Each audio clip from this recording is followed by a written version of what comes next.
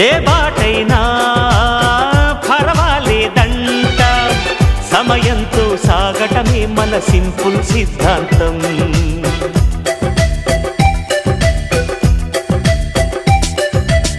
చిరుగాలికి పరిమళమిచ్చే సిరిమల్లెల వనమై ఉందాం, గగనాన్ని నేలను కలిపే హరివిల్లుల వంతెన అవుదాం.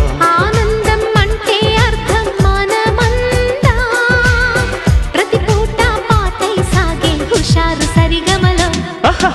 ఎన్నో ఎన్నో రాగాలుండే సంగీతం కాదా, చల్లకి నవ్వుల కేరింత.